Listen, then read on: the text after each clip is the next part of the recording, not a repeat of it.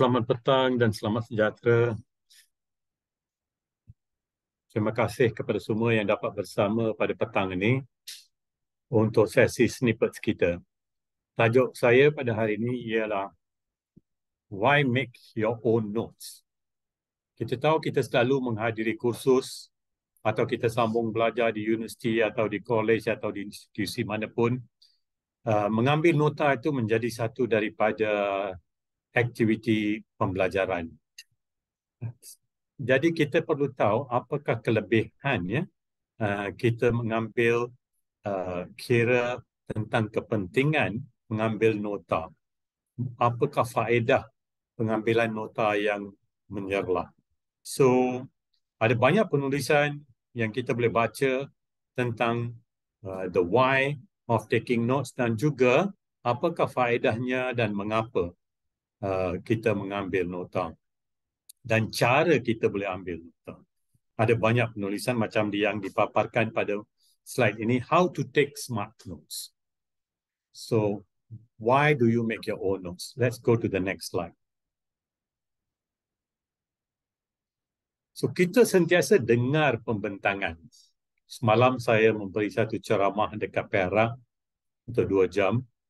Dan sebelum mula, saya minta para peserta untuk pastikan mereka ada buku nota mereka agar mereka dapat buat catatan dengan cara mereka tersendiri dalam bentuk grafik ke apa, supaya ada perkara-perkara yang mereka rasa adalah penting untuk pemahaman tentang topik yang disampaikan.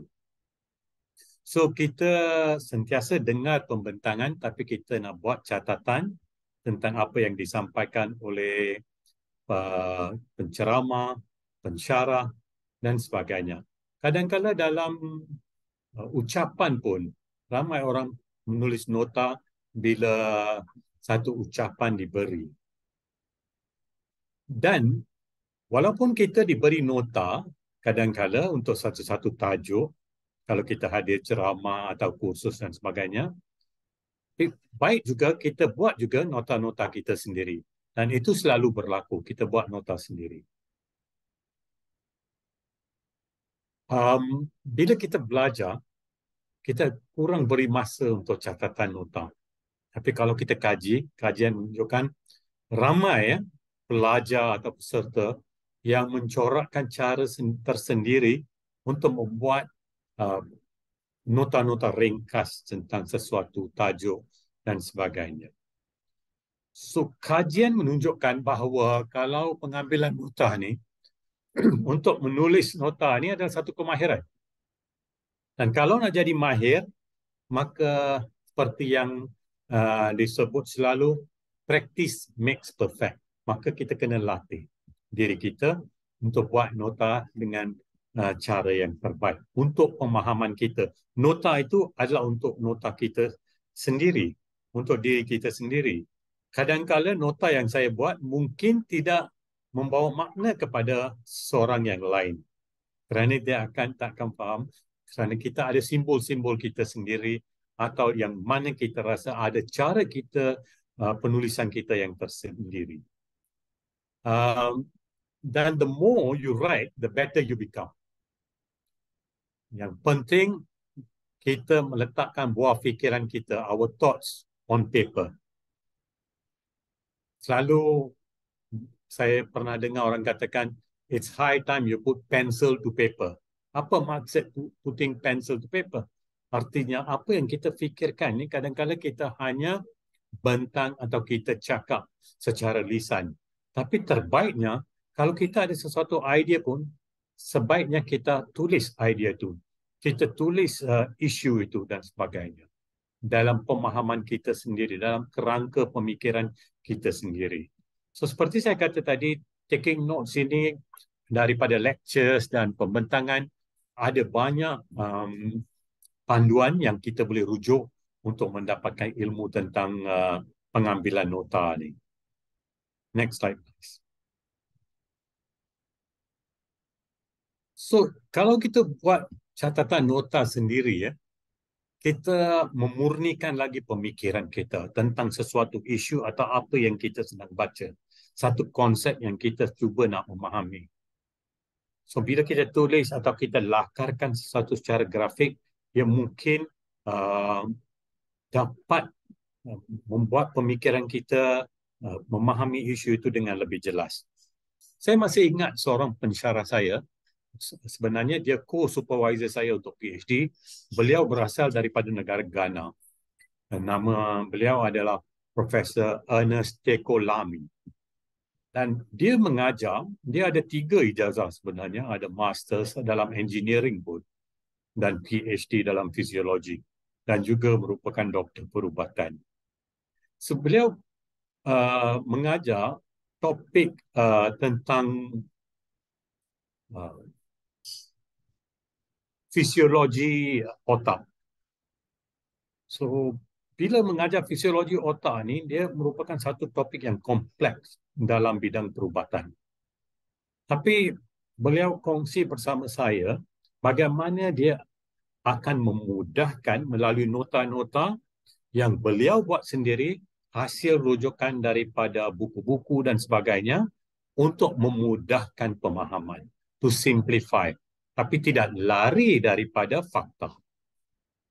Untuk pastikan dia dapat merangka fikiran kita dalam satu bentuk yang konstruktif untuk memahami fisiologi otak. Ya. So, kita perlu, kalau kita ambil nota, pandai menulis tu, kita dapat menyampaikan buah fikiran secara bernas. Lebih kerap kita menulis, lebih arif kita dalam pemahaman kandungan yang kita baca itu. Kerana kita bukan saja melihat, kita meneliti, kita fikir, dan kemudiannya kita tulis. 3-4 aktiviti berlaku serentak. Dan kita tidak akan rugi, walaupun kadang-kadang yang mengambil masa, kerana akhirnya ia akan membantu kita menguasai bidang ilmu. Kerana kita bukan saja baca, kita bukan saja cuba memahami, tetapi kita membuat nota-nota ringkas tentang bidang tersebut. Dan kadang-kadang banyak juga kita kena baca dalam masa yang singkat. Ia membantu kita, nota-nota membantu kita memproses maklumat secara intensif. Dan mengenal pasti perkara yang kita kurang faham yang perlu diberi perhatian. Oh, ini saya masih lagi tak faham bila kita catat nota. So you read again. Anda rujuk pula buku yang lain.